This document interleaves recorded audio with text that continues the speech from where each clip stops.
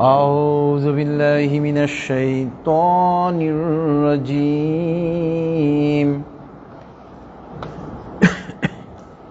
بسم الله الرحمن الرحيم الحمد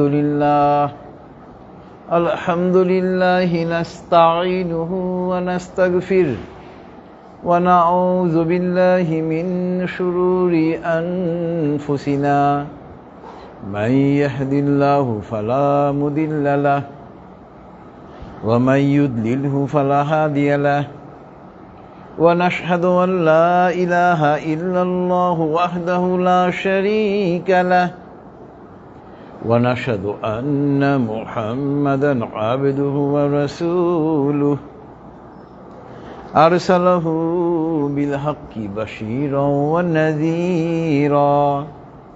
ونذيرا بين يدي الساعة من يطع الله ورسوله فقد رشد ومن يعصهما فإنه لا يضر إلا نفسه ولا يضر الله شيئا فقد قال الله تعالى في القرآن المجيد أعوذ بالله من الشيطان الرجيم إن الله وملائكته يصلون على النبي يا أيها الذين آمنوا صلوا عليه وسلموا تسليما اللهم صل على محمد وعلى آل محمد كما صليت على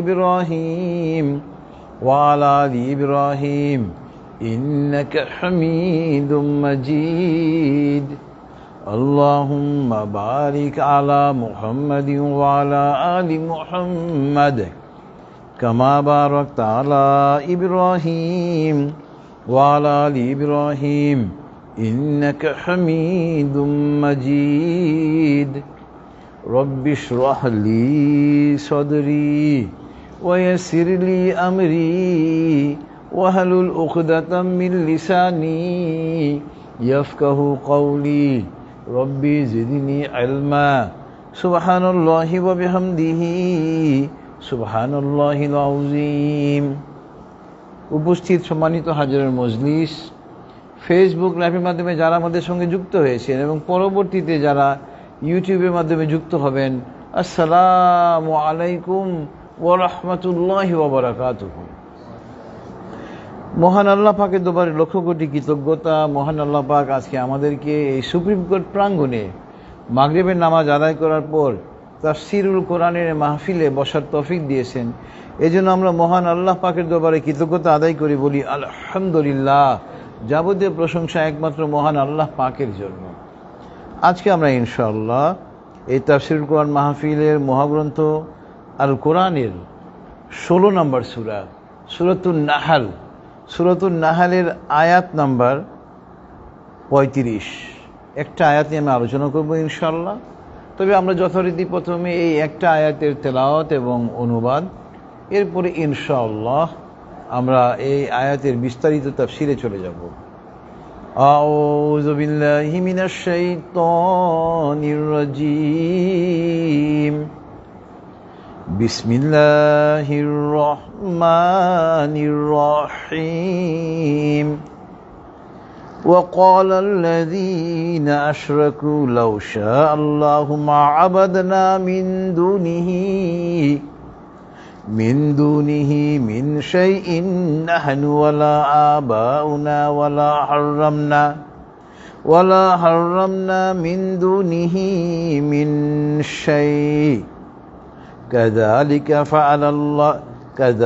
فعل الذين من قبلهم فهل على الرسول إلا البلاغ المبين صدق الله العلي العظيم وصدق رسوله النبي الكريم ونحن على ذلك من الشاهدين সুবহানাল্লাহি ওয়া বিহামদিহি সুবহানাল্লাহিল আযীম আল্লাহুম্মা সাল্লি আলা মুহাম্মাদিন আবদিকা ওয়া রাসূলিক।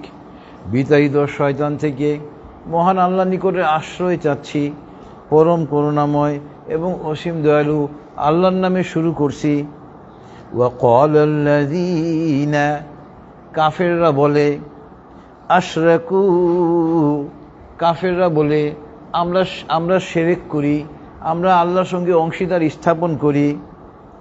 লাউ শা আল্লাহু মা আবাদনা মিন দুনিহি মিন শাইইন নাহনু ওয়ালা আবাউনা ওয়ালা হাররামনা মিন দুনিহি মিন শাই।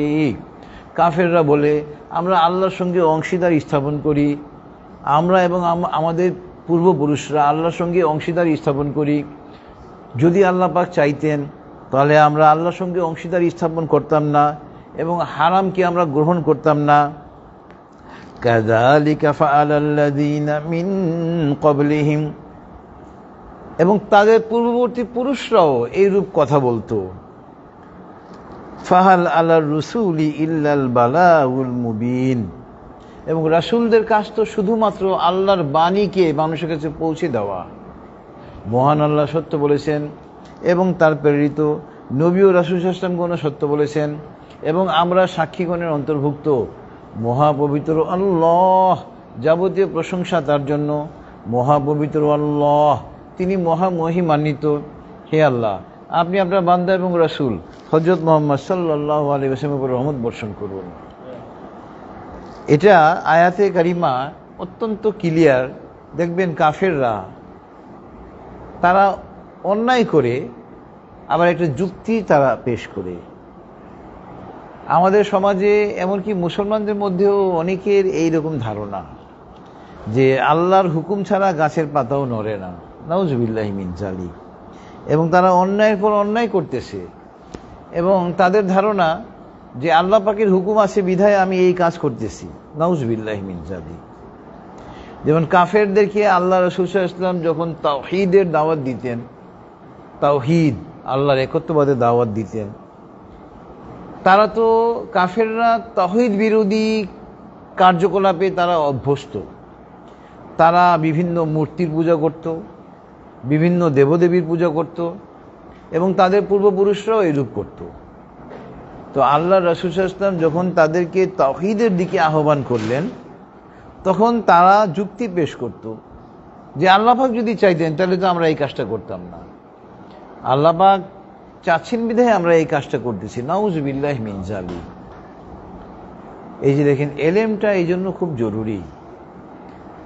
আল্লাহ পাক মানুষকে আশরাফুল মাখলুকাত কেন বলেছেন?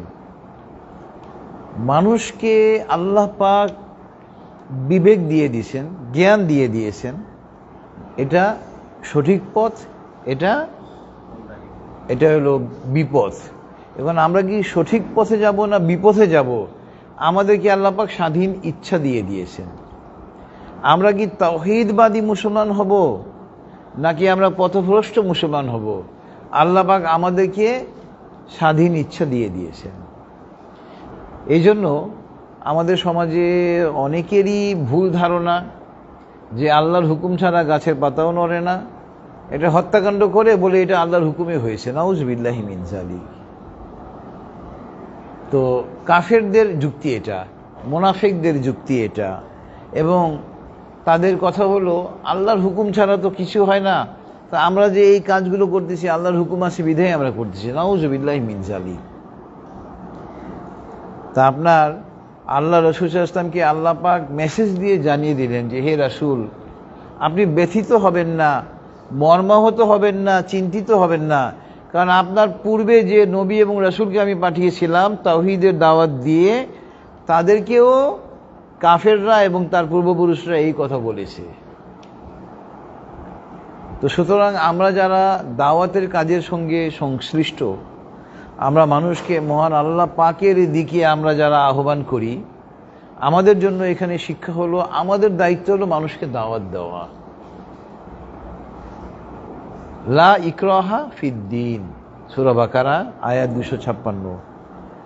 ইসলামের মধ্যে, দ্বীনের মধ্যে কোনো জোর জবরদস্তি নেই। আপনি কাউকে বাই ফোর্স ইসলামে দীক্ষিত করতে পারবেন না, ইসলাম এটা অ্যালাউ করে না। ইসলামে মানুষ দীক্ষিত হবে স্বেচ্ছায়, সজ্ঞানে। তা আমরা চলে যাব এই আয়াতের তাফসিরের সাথে মহাগ্রন্থ আল কোরআনের অন্যান্য সূরার অন্যান্য কিছু আয়াত যা এই আয়াতের সঙ্গে সংশ্লিষ্ট। প্রথম আপনার সংশ্লিষ্ট আয়াত হলো, প্রাসঙ্গিক আয়াত হলো সূরাতু আলে ইমরানের আয়াত নম্বর 18 এবং 19।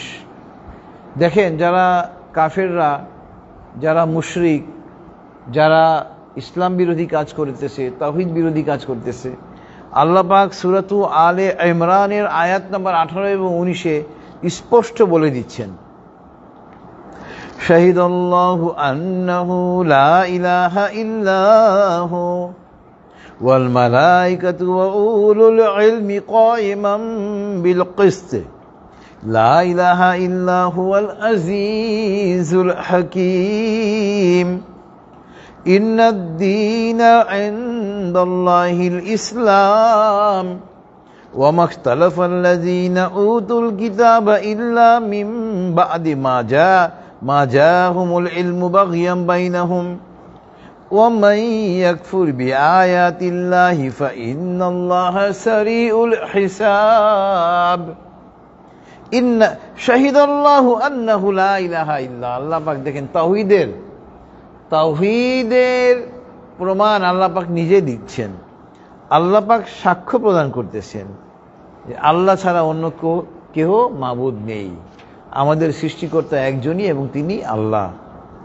এবং আল্লাহ পাক বলতেছেন এই তাওহীদের দাওয়াত, তাওহীদের স্বীকৃতি ওয়াল মালাইকাতু, ফেরেশতাগণও দেন, ওয়া উলুল ইলমি কায়িমান বিল কিসত, এবং জ্ঞানী ব্যক্তিরাও এই সাক্ষ্য দেয় যে আল্লাহ পাক এক, এবং প্রত্যেকে জ্ঞানী ব্যক্তি, আল্লাহ পাক, ফেরেশতাগণ, জ্ঞানী ব্যক্তিগণ প্রত্যেকে আবার ঘোষণা করতেছেন যে আল্লাহ পাক কায়িমান বিল কিসত, ন্যায়ের উপরে, ন্যায় নীতির উপরে আল্লাহ পাক প্রতিষ্ঠিত। লা ইলাহা ইল্লা হুয়াল আজিজুল হাকীম, এবং আল্লাহ ছাড়া আর কোনো মাবুদ নেই, তিনি পরাক্রমশালী, তিনি প্রজ্ঞাময়। এবার দেখেন, ইন্নাদ দীনা ইনদাল্লাহিল ইসলাম, আল্লাহ পাকের কাছে একমাত্র মনোনীত দিন হলো ইসলাম। আয়াতে কারিমা ক্লিয়ার। দেখেন, আপনি মূর্তি পূজা করবেন, পারবেন না, কারণ আল্লাহ পাক বলেই দিচ্ছেন আমার মনোনীত দিন হলো তাওহীদের দিন, ইসলাম। ওয়া মাখতালাফাল্লাযীনা উতুল কিতাবা ইল্লা মিন বা'দি মা জাআহুমুল ইলমু বাগয়ান বাইনাহুম। এই দেখেন, ইহুদিরা, খ্রিস্টানরা, ইহুদিদেরকে আল্লাহ পাক পথ প্রদর্শনের জন্য তাওরাত গ্রন্থ দিয়েছিলেন হযরত মুসা আলাইহিস সালামের মাধ্যমে, আর খ্রিস্টানদেরকে সঠিক পথে আনয়নের জন্য হযরত ঈসা ইবনে মারিয়াম আলাইহিস সালামের মাধ্যমে ইনজিল নাজিল করেছিলেন। তাওরাতে, ইনজিলে তাওহীদের দাওয়াত রয়েছে, তাওরাতে ইনজিলে শেষ নবীর আগমনের বার্তা দেওয়া হয়েছে। তথাপি দেখেন, তারা হিংসা বশত তাওহীদের দাওয়াতকে অস্বীকার করল। হিংসা অত্যন্ত মারাত্মক একটা ব্যাধি যা মানুষকে ধ্বংস করে দেয়। ইহুদি খ্রিস্টানরা জানে ইসলাম সঠিক ধর্ম, কিন্তু হিংসাবশত, বিদ্বেষবশত তারা ইসলাম গ্রহণ করতেছে না। তা আল্লাহ পাক বলতেছেন এখানে, যারা সুস্পষ্ট প্রমাণ আসার পরেও এই ইসলামের যারা দীক্ষিত হচ্ছেন না, আল্লাহ পাক বলতেছেন ওয়া মাই ইয়াকফুর বিআয়াতিল্লাহ, যারা আমার আয়াতকে অস্বীকার করতেছো, ইসলামকে অগ্রাহ্য করতেছো, তাওহীদের দাওয়াতকে অগ্রাহ্য করতেছো, তোমরা মনে রেখো ফাইন্নাল্লাহা সারিউল হিসাব, আল্লাহ পাক কিন্তু দ্রুত হিসাব গ্রহণ করনেওয়ালা, আল্লাহ পাক দ্রুত হিসাব গ্রহণকারী। তো সুতরাং ভাই, আমাদের এই দুনিয়ার যে জীবন, এটা ক্ষণস্থায়ী জিন্দেগি, এই জিন্দেগির পরিসমাপ্তি হবে। এই জিন্দেগির পরিসমাপ্তি হওয়ার পরে আমাদেরকে মৃত্যুর মুখোমুখি হয়ে পরকালের দিকে ধাবিত হতে হবে, আল্লাহ পাকের কাছে গিয়ে সমস্ত কিছুর হিসাব নিকাশ দিতে হবে। ওই দিনের জন্য আমাদেরকে নিজেদেরকে প্রস্তুত করতে হবে। এবং সবচেয়ে বড় প্রস্তুতি হলো ইসলামে কায়েম থাকতে হবে, তাওহীদের উপরে কায়েম থাকতে হবে। এবং আল্লাহ পাক সূরাতু আলে ইমরানেরই আয়াত নাম্বার 85-তে মহান আল্লাহ পাক আরো ক্লিয়ার করে বলে দিচ্ছেন, وَمَن يَبْتَغِي غَيْرَ الْإِسْلَامِ دِينًا فَلَن يُقْبَلَ مِنْهُ وَهُوَ فِي الْآخِرَةِ مِنَ الْخَاسِرِينَ। যারা ইসলাম ব্যতীত অন্য কোনো দিন অন্বেষণ করে তার নিকট থেকে সেই দিন গ্রহণ করা হবে না, কবুল করা হবে না, এবং আখিরাতে সে হবে ক্ষতিগ্রস্তদের অন্তর্ভুক্ত। সুতরাং আপনারা যারা এখনো হিন্দু, আপনারা যারা এখনো খ্রিস্টান, আপনারা যারা এখনো ইহুদি, আপনারা যারা এখনো কাদিয়ানি, আপনারা যারা এখনো ইসলাম ব্যতীত অন্য ধর্মকে অনুসরণ করতেছেন, আপনাদের জন্য সূরাতুল আলে ইমরানের আয়াত নাম্বার 85-তে মহান আল্লাহ পাক সুস্পষ্ট ঘোষণা দিয়ে দিচ্ছেন, আপনাদের এই দিনকে আর গ্রহণ করা হবে না। আল্লাহ পাকের নিকটে আল্লাহ রাসূল সাল্লাল্লাহু আলাইহি ওয়াসাল্লামকে যখন আল্লাহ পাক প্রেরণ করলেন, সর্বশেষ নবীর যখন আবির্ভাব হয়ে গেল, তখন প্রত্যেকটা ধর্মই বাতিল বলে গণ্য হলো। আল্লাহর নিকটে আর ওইসব ধর্ম গৃহীত হবে না। وَمَن يَبْتَغِي غَيْرَ الْإِسْلَامِ دِينًا فَلَن يُقْبَلَ مِنْهُ وَهُوَ فِي الْآخِرَةِ مِنَ الْخَاسِرِينَ। এরপরে আপনার এটা ছিল সূরাতুল আলে ইমরানের আয়াত নাম্বার 85। এরপরে হলো সূরাতুল আলে ইমরানের আয়াত নাম্বার 105। এখানে আল্লাহ পাক বলতেছেন, ওয়ালা তাকুনু কাল্লাযীনা তাফাররাকু ওয়াখতালাফু মিন বা'দি মা জাআহুমুল বায়িনাত ওয়া উলাইকা লাহুম আযাবুন আযীম। তোমরা তাদের মতো হইও না যারা পৃথক হয়ে গেছে, যারা মতবিরোধ করেছে সুস্পষ্ট প্রমাণ আসার পরেও, এবং তারা হলো, তাদের জন্য রয়েছে কঠিন শাস্তি। এই যে বিরোধ দেখেন, আমাদের মুসলমানদের মধ্যে দেখেন এখন ছোটখাটো বিষয় নিয়ে শুধু বিরোধ বিরোধ আর বিরোধ। আমরা একটা বিষয় শিখেছি শুধু বিরোধ করতে, ফিতনা সৃষ্টি করতে। ইসলাম বিরোধকে, ফিতনাকে এড়িয়ে চলার জন্য নির্দেশনা দেয়। আমাদের মুসলমানদের মধ্যে দেখেন, আমরা কালিমাতে এবার পড়নেওয়ালা, আমরা কি হানাফি মাযহাব না অন্য মাযহাব, এটা নিয়ে বিরোধ। মাযহাব 4টা, আপনি যে মাযহাব আপনি ইচ্ছা অনুসরণ করেন। চারটা মাযহাবই সঠিক, 4 জন ইমামই ইসলামকে সঠিকভাবে ব্যাখ্যা করেছেন। আমাদেরকে আমাদের সুবিধার জন্য ওনারা ইসলামকে সহজ করে দিয়েছেন গবেষণার মাধ্যমে। আল্লাহু আকবার।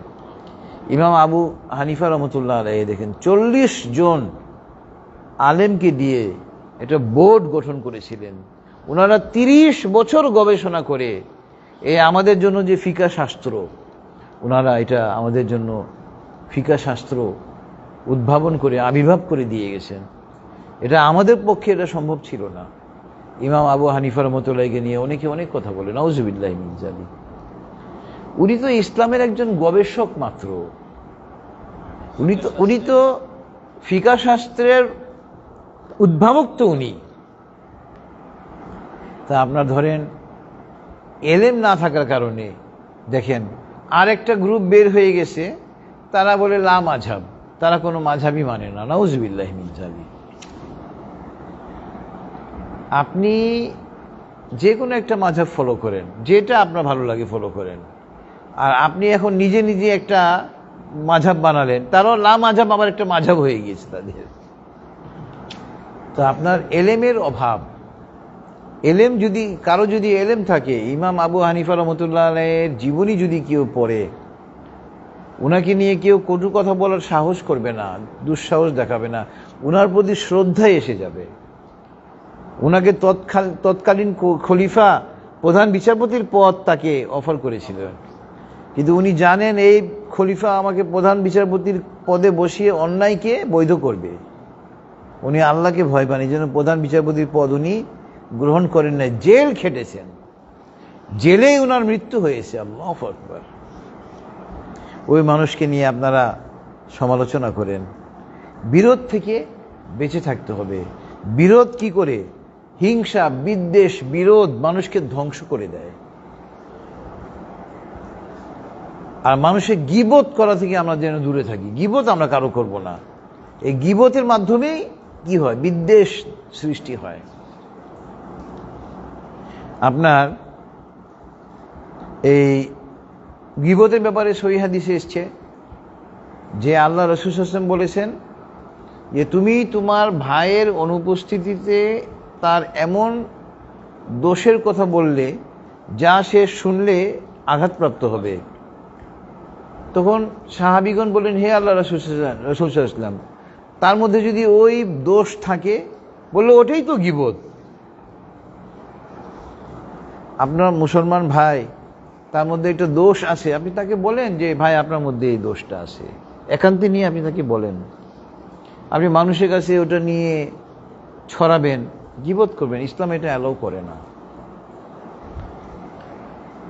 আপনার দেখেন ইসলাম আবার কত চমৎকার ধর্ম। তবে হ্যাঁ, কোনো মুসলিম ভাইয়ের এই দোষ যদি আপনি আরেকজনের কাছে বর্ণনা না করেন, অন্যজনের ক্ষতি হয়ে যাওয়ার সম্ভাবনা থাকলে ওইটা আবার গীবত হবে না। যেমন আপনার পরিচিত আব্দুর রহিম মানুষের কাছ থেকে টাকা ধার নিলে আর ফেরত দেয় না, আপনি এটা জানেন। তো ওই লোকটা আপনার এক ভাইয়ের কাছে গিয়েছে টাকা ধার নেওয়ার জন্য। তো যার কাছে গিয়েছে উনি আপনার নিকটে পরামর্শ চাইতে আসলো যে আব্দুর রহিম তো আমার কাছে এত টাকা ধার চায়, আমি কি তাকে দিব? এখন আপনি যদি তার ওই যে দোষ, টাকা ধার নিয়ে সে আর ফেরত দেয় না, এই কথাটা যদি না বলেন, তাহলে আপনার এই ভাই প্রতারিত হবে। এখন যদি আপনি তাকে ওই ভাইয়ের দোষটা বলেন, এটা গীবত হবে না। আল্লাহু আকবার। দেখেন ইসলাম কত চমৎকার ধর্ম। কি নেই ইসলামে? সমস্ত কিছু ইসলামে আছে, কিন্তু আমরা জানি না। এরপরে আজকে তাফসীরের সঙ্গে প্রাসঙ্গিক আয়াত হলো সূরাতুন নিসার আয়াত নাম্বার 48। সূরাতুন নিসার আয়াত নাম্বার 48 মহান আল্লাহ পাক বলতেছেন, ইন্নাল্লাহা লা ইয়াগফিরু আন ইউশরাকা বিহি ওয়া ইয়াগফিরু মা দুনা যালিকা লিমান ইয়াশা ওয়া মান ইউশরিক বিল্লাহি ফাকাদ ইফতারা ইসমান আযীমা। নিশ্চয় আল্লাহ পাক তার সঙ্গে শরীক স্থাপনকে ক্ষমা করবেন না। যারা শিরক করবে, আল্লাহর সঙ্গে অংশীদার স্থাপন করবে, আল্লাহ পাক তাদেরকে ক্ষমা করবেন না। এছাড়া যে কোনো গুনাহ আল্লাহ পাক চাইলেই ক্ষমা করে দিতে পারেন। যে ব্যক্তি আল্লাহর সঙ্গে শরীক স্থাপন করলো, সে নিজেকে মহা পাপে জর্জরিত করলো। এই জন্য শিরক থেকে বেঁচে থাকতে হবে। শিরক অত্যন্ত জঘন্য একটা অপরাধ। তো যে কথা বলছিলাম, ইসলামে জোর জবরদস্তি নেই, জোর করে কাউকে আপনি ইসলামে দীক্ষিত করতে পারবেন না। সূরাত ইউনূসে আয়াত নাম্বার 99 এবং 100-তে আল্লাহ পাক বলতেছেন, ওয়ালাউ শাআ রাব্বুকা লাআমানা মান ফিল আরদি কুল্লুহুম জামিআ আফা আনতা তুকরিহুন নাস হাত্তা ইয়াকুনু মুমিনিন ওয়া মা কানা লিনাফসিন আন তুমিনা ইল্লা বিইজনিল্লাহ ওয়া ইয়াজআলুর রিজসা আলাল্লাযিনা লা ইয়াকিলুন। দেখেন, ওয়ালাউ শাআ আল্লাহ ওয়ালাউ শাআ রাব্বুকা, হে নবী আপনার প্রভু যদি চাইতেন, আল্লাহ পাক যদি চাইতেন, সারা পৃথিবীর সমস্ত মানুষ ঈমান এনে ফেলত। আল্লাহ পাক চাইলে মানুষ ঈমান এনে ফেলত।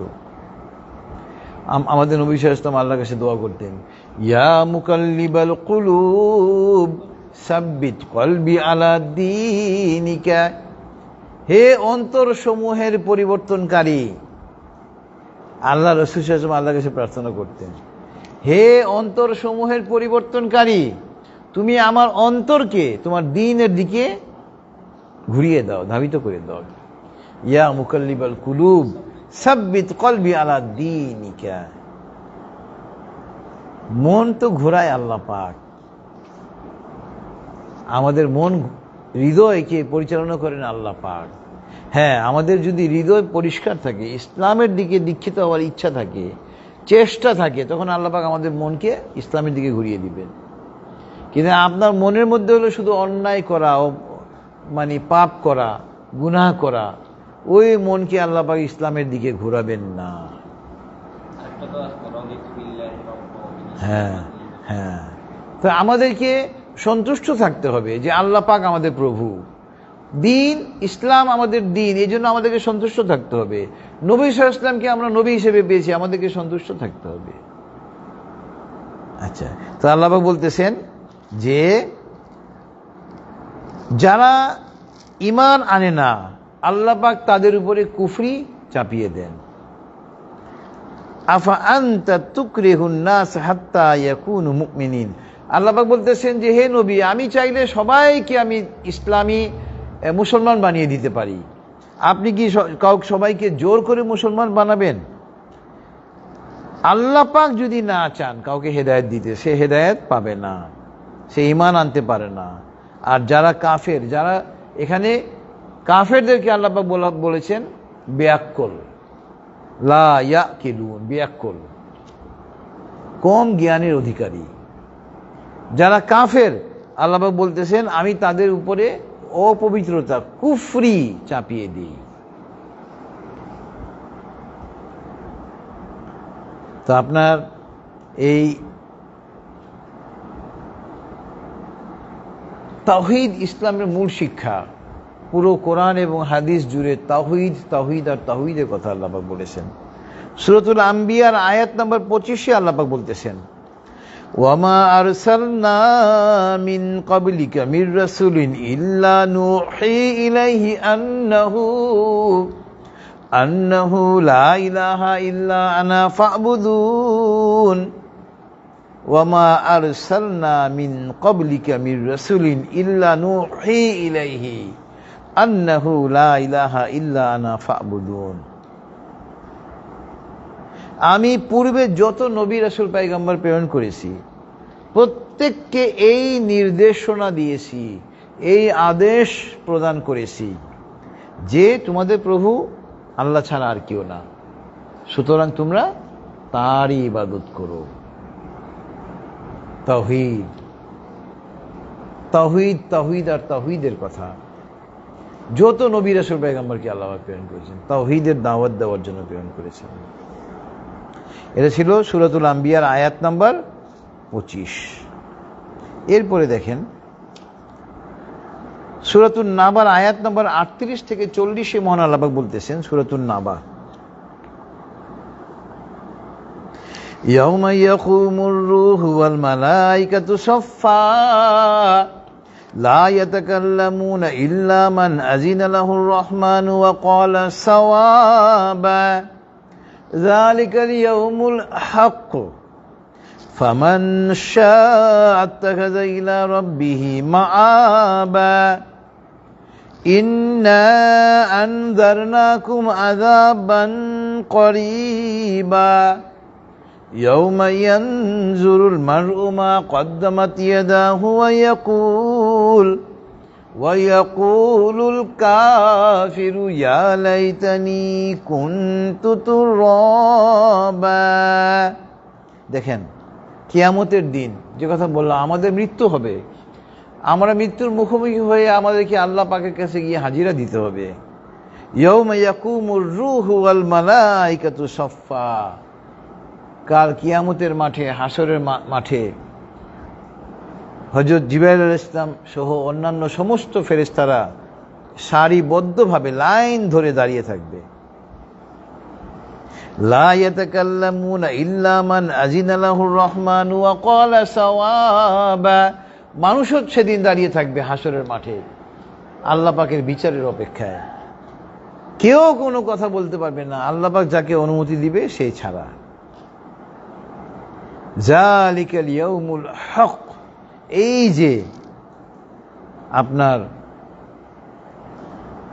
কিয়ামত দিবস, এটা অবশ্যম্ভাবী, হবেই, কিয়ামত হবেই, অবশ্যম্ভাবী। ফামান শাআ আত্তাখাযা ইলা রাব্বিহি মাআবা, সুতরাং কেউ চাইলে আল্লাহর নিকটে তার নিজের জন্য একটা আশ্রয় খুঁজে নিতে পারে। আর যে কথা আগের আয়াতে বলছিলাম, ইয়াউমা ইয়াকুমুর রূহু ওয়াল মালাইকাতু সাফফা, লা ইয়াতাকাল্লামুনা ইল্লা মান আযিনা লাহুর রহমানু ওয়া ক্বালা সাওয়াবা। কেউ কোনো কথা বলতে পারবে না আল্লাহ পাক যাকে অনুমতি দিবে সে ছাড়া, আর যাকে আল্লাহ পাক অনুমতি দিবে সে সঠিক কথাই বলবে। ওই দিন আর মিথ্যা বলার কোনো সুযোগ নেই। ইন্না আনজারনাকুম আযাবান করিবা ইয়াউমা ইয়ানজুরুল মার'উ মা কদ্দামাত ইয়াদাহু ওয়া ইয়াকুলুল কাফিরু ইয়া লাইতানি কুনতু তুরাবা। দেখেন আল্লাহ পাক বলতেছেন, আমি তো তোমাদেরকে এই যে আসন্ন যে শাস্তি কিয়ামত, আমরা মনে করি কিয়ামত কত দূর, যে মারা গেল তার জন্য কিন্তু কিয়ামত শুরু হয়ে গেল। মৃত্যু আসা মানে কিয়ামত শুরু। আর আমরা মনে করি কবে না কবে কিয়ামত হবে কে জানে, নাউযুবিল্লাহি মিন যালিক। কিয়ামত অত্যন্ত সন্নিকটে,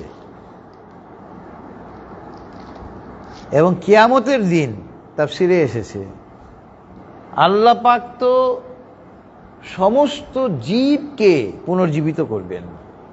মানুষ জিনকে তো করবেনই, অন্যান্য চতুষ্পদ জন্তু, অন্যান্য প্রাণী, সাপ, বিচ্ছু, আপনার ওই গাধা, ঘোড়া, টিকটিকি যা আছে, পশু পাখি, সমস্ত প্রাণীকে আল্লাহ পাক কি করবেন? পুনর্জীবিত করবেন।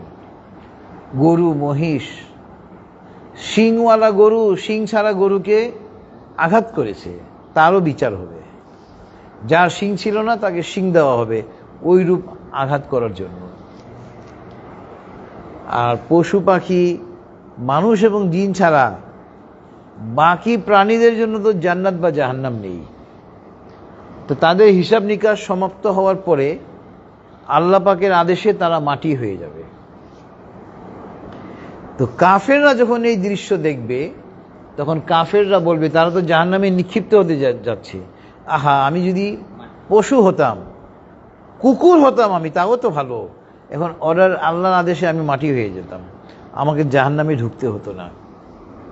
তা আমরা মুসলমানরা যারা ইসলাম গ্রহণ করার পরে ইসলামী কাজ করি না, পাপের মধ্যে আমরা যারা নিমজ্জিত, সেই দিন যেন আমাদেরকে এই আফসোস করতে না হয় যে হায় হায় ভালো কাজ করি নাই, তাহলে তো আমি পশু পাখি হলেও ভালো হতো। ওই কথা যেন আমাদের বলতে না হয়, এই জন্য আমাদেরকে এই দুনিয়া থেকেই প্রস্তুতি গ্রহণ করতে হবে। এই দুনিয়া হলো প্রস্তুতি গ্রহণের জন্য, প্রস্তুতি গ্রহণ করতে হবে। সুতরাং আপনার ওই ইসলাম নিয়ে আপনার ওই বিভেদ করা যাবে না। যত পারি আমরা বিভেদকে এগিয়ে যাব। সূরাতুল বাইয়িনা আয়াত নম্বর 4 আল্লাহ পাক বলতেছেন, ওয়ামা তাফাররাকাল্লাযীনা উতুল কিতাবা ইল্লা মিন বা'দি মা জাআতহুমুল বাইয়িনা। এই যে ইহুদিরা খ্রিস্টানদের ব্যাপারে এই আয়াতে কারিমা নাজিল হয়েছে, সুস্পষ্ট প্রমাণ আসার পরেও তারা কি করেছে? সত্যকে প্রত্যাখ্যান করেছে। সুস্পষ্ট প্রমাণ আসার পরেও সত্য কোনোদিন চাপা থাকে না, সত্য উদ্ঘাটিত হবেই। ইসলাম সত্য। আপনি দেখেন ইসলামের উপরে কত স্টিম রোলার চালানো হয়েছে বিগত দিনে, বিগত ফ্যাসিস্ট সরকার চালিয়েছে, এর আগেও চালিয়েছে। তো ইসলাম কি দুনিয়া থেকে ধ্বংস হয়ে গিয়েছে? আমরা কমি মাদ্রাসা যারা চালায় তারা কোরবানির চামড়া বিক্রি করে ওই টাকা দিয়ে সারা বছর মাদ্রাসা চালাতো। তো কমি মাদ্রাসা যেন বন্ধ হয়ে যায়, কোরবানির চামড়া এখন মানুষ ফেলে দিচ্ছে, কোনো দাম নেই, তাই বলে কি মাদ্রাসা বন্ধ হয়ে গিয়েছে? ইসলামের অগ্রযাত্রাকে কেউ বন্ধ করতে পারবে না। ইসলাম পৃথিবীতে এসেছে বিজয়ী হওয়ার জন্য, এবং বিজয়ী হবেই ইনশাআল্লাহ।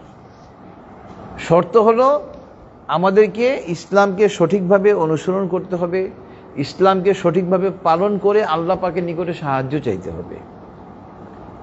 আমরা ইসলাম মানি না, আল্লাহর সাহায্য চাই, সাহায্য তো পাবো না। ইসলাম মানলে সাহায্য চাওয়ার আগে আল্লাহ পাক সাহায্য দিবেন। আমরা এখন কয়েকটা হাদিসে চলে যাব, আজকে তাফসীরের সঙ্গে প্রাসঙ্গিক হাদিসে। আন জাবের ইবনে আব্দুল্লাহ রাদিয়াল্লাহু আনহু قال সামি'তু রাসূলুল্লাহ সাল্লাল্লাহু আলাইহি ওয়াসাল্লাম ইয়াকুল মান লাকিয়াল্লাহা লা ইউশরিকু বিহি শাইআন দাখালাল জান্নাহ ওয়া মান লাকিয়াহু ইউশরিকু বিহি দাখালান নার। রাওয়াহু সহিহ মুসলিম। জাবের ইবনে আব্দুল্লাহ রাদিয়াল্লাহু আনহু থেকে হাদিসটা বর্ণিত। তিনি বলতেছেন, আমি নবী সাল্লাল্লাহু আলাইহি ওয়াসাল্লামকে শুনেছি, সামি'তু, আমি শুনেছি যে আল্লাহ রাসূল সাল্লাল্লাহু আলাইহি ওয়াসাল্লাম বলেছেন, যে ব্যক্তি শিরক না করে, আল্লাহর সঙ্গে শরীক স্থাপন না করে আল্লাহর সঙ্গে সাক্ষাৎ করবে, সে জান্নাতে যাবে। অর্থাৎ তাওহীদবাদী মুসলমান হয়ে যদি কেউ মৃত্যুবরণ করে, সে জান্নাতে যাবে।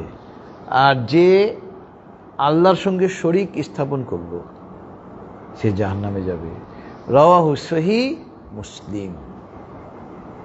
এই জন্য শিরক, আল্লাহর সঙ্গে অংশীদার স্থাপন করা, এটা হলো অত্যন্ত গর্হিত কাজ।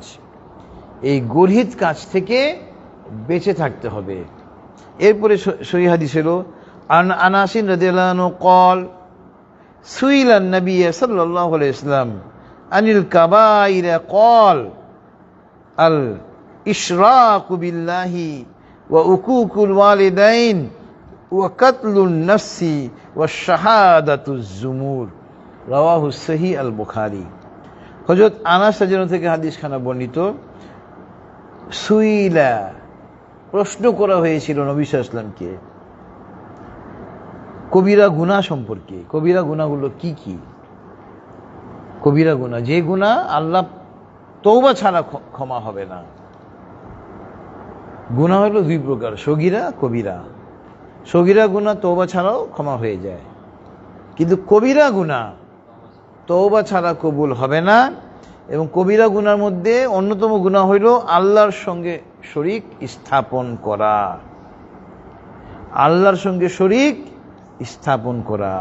ওয়া উকুকুল ওয়ালিদাইন, পিতামাতার অবাধ্য হওয়া।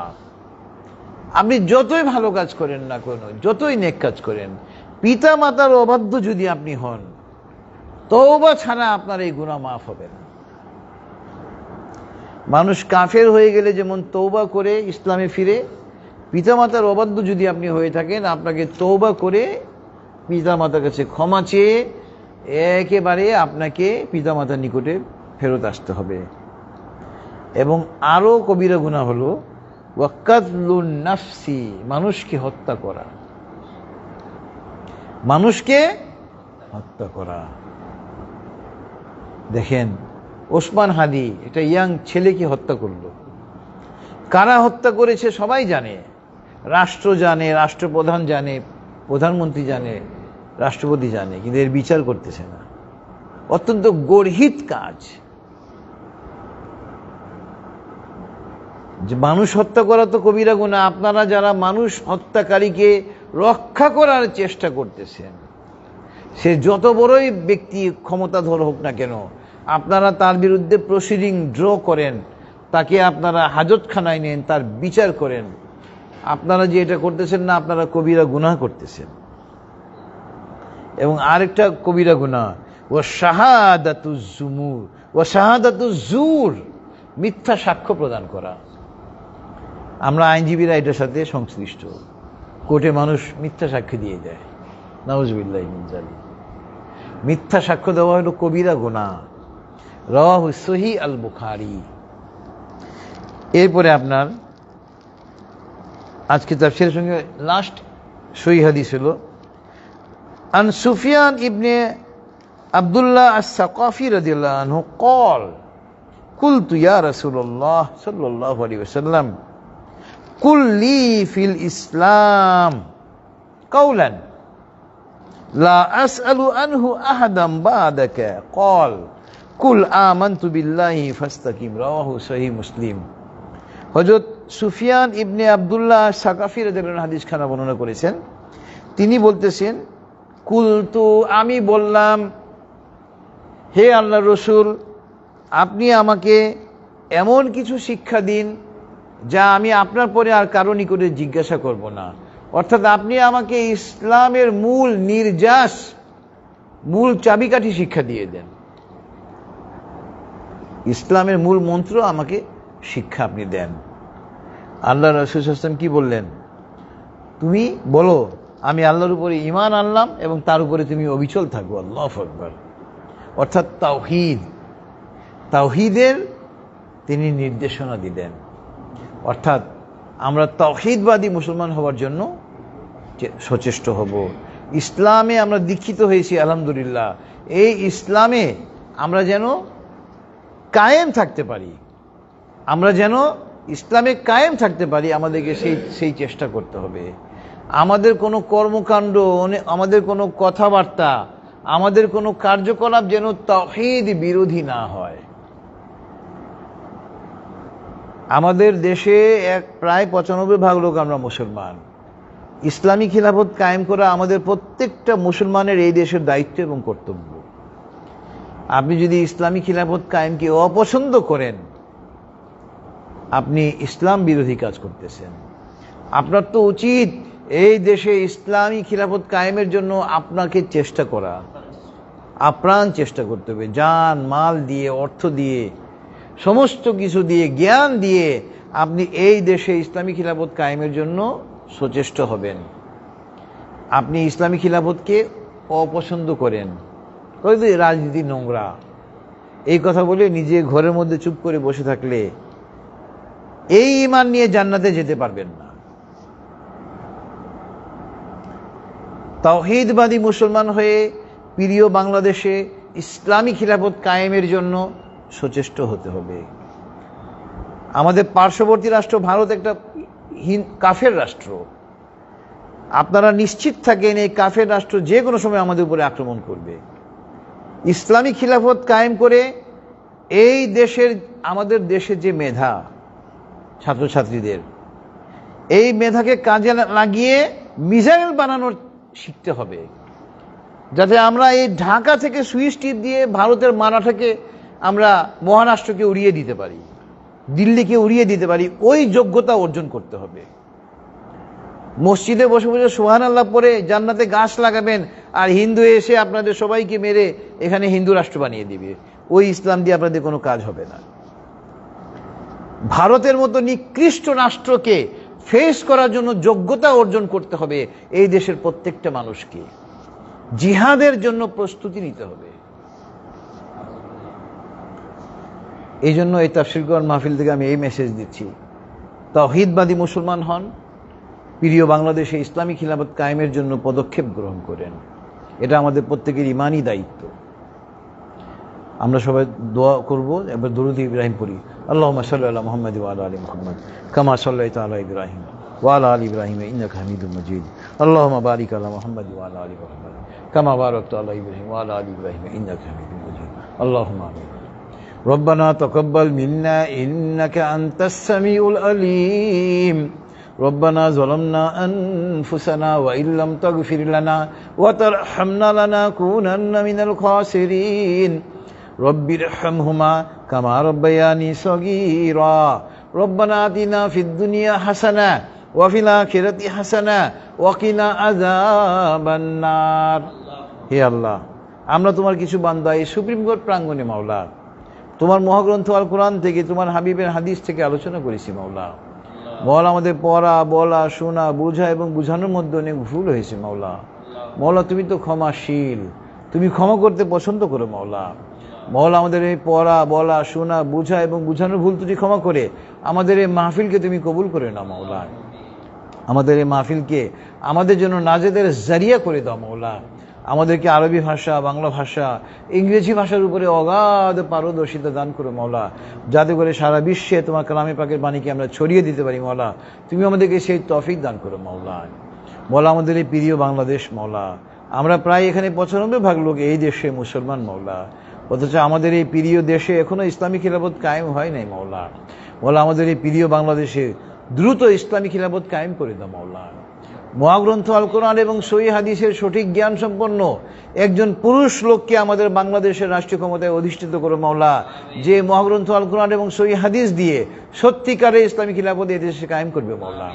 আমরা যারা হাত দিয়েছি মাওলা, আমরা যেন আমাদের জীবদ্দশায় মাওলা প্রিয় বাংলাদেশে ইসলামী খিলাফত দেখে যেতে পারি মাওলা। তুমি আমাদেরকে সেই তৌফিক দান করো মাওলা। মাওলা ডোনাল্ড ট্রাম্পকে তুমি ধ্বংস করো মাওলা, মার্কিন যুক্তরাষ্ট্রকে তুমি ধ্বংস করো মাওলা, নেতানিয়াহুকে তুমি ধ্বংস করো মাওলা, বনি ইসরায়েলকে তুমি ধ্বংস করো মাওলা, নরেন্দ্র মোদীকে তুমি ধ্বংস করো মাওলা, ভারতের উগ্র হিন্দুদেরকে তুমি ধ্বংস করো মাওলা। ওয়ালা আমাদের প্রিয় বাংলাদেশকে তুমি হেফাজত করো মাওলা। সারা বিশ্বের মুসলমানরা মাওলা যেখানে কাফের এবং মুনাফিকদের সাথে দ্বন্দ্বে লিপ্ত আছে মাওলা, তুমি আসমান থেকে ফেরেশতা অবতীর্ণ করে মাওলা তুমি মুসলমানদেরকে চূড়ান্ত বিজয় দান করো মাওলা। কাফের এবং মুনাফিককে তুমি চূড়ান্তভাবে পরাজিত করো মাওলা। মাওলা এই 5ই আগস্ট গেল গতকালকে মাওলা, এই জুলাইয়ে যারা জীবন দিয়েছে মাওলা তাদের ত্যাগকে তুমি কবুল করে না মাওলা, তাদেরকে শহীদি মর্যাদা দান করো মাওলা। যারা মৃত্যুবরণ করেছে মাওলা তাদেরকে তুমি শহীদি মর্যাদা দান করো মাওলা। যারা আহত হয়েছে মাওলা তাদেরকে গাজী হিসেবে তুমি কবুল করে না মাওলা। মাওলা আমরা যারা হাত তুলেছি মাওলা তুমি তো আমাদের প্রত্যেকের মনের খবর জানো মাওলা, তুমি আমাদের প্রত্যেকের মনে নেক উদ্দেশ্যকে পূর্ণ করে দাও মাওলা। আমাদের রিজিকে বরকত দাও মাওলা, আমাদের হায়াতে বরকত দাও মাওলা, আমাদের মান সম্মানে বরকত দাও মাওলা। ওসমান হাদির হত্যাকারীকে তুমি ধ্বংস করো মাওলা, জাতির সামনে তাদের মুখোশকে উন্মোচন করো মাওলা। ওসমান হাদির হত্যার বিচার যেন আমরা দেখে যেতে পারি মাওলা, তুমি সেই তৌফিক দান করো মাওলা। আমাদের প্রত্যেকের ঘরে ঘরে ওসমান হাদির তুমি জন্ম দাও মাওলা, ওসমান হাদিকে পয়দা করে দাও মাওলা। মাওলা আমাদেরকে ওসমান হাদি হওয়ার তৌফিক দান করো মাওলা। মহাগ্রন্থ আল কোরআনের উসিলায় মাওলা আমাদের দোয়াকে কবুল করে না মাওলা। আমরা যারা হাত তুলেছি মাওলা তুমি তো আমাদের প্রত্যেকের মনের উদ্দেশ্য জানো মাওলা, তুমি আমাদের প্রত্যেকের মনের নেক উদ্দেশ্যকে পূর্ণ করে দাও মাওলা। আমাদেরকে আমাদের পরিবারকে তোমার দ্বীনের খাদেম হিসেবে কবুল করে না মাওলা। ওয়াসাল্লাল্লাহু তাআলা আলা খাইরি খালকিহি মুহাম্মাদি ওয়া আলা আলিহি ওয়া আসহাবিহি আজমাইন সুবহানা রাব্বিকা রাব্বিল ইজ্জাতি আম্মা ইয়াসিফুন ওয়া সালামুন আলাল মুরসালিন ওয়ালহামদুলিল্লাহি রাব্বিল আলামিন। আসসালামু আলাইকুম ওয়া রাহমাতুল্লাহ। একটু বসেন ভাই, এত তাড়াতাড়ি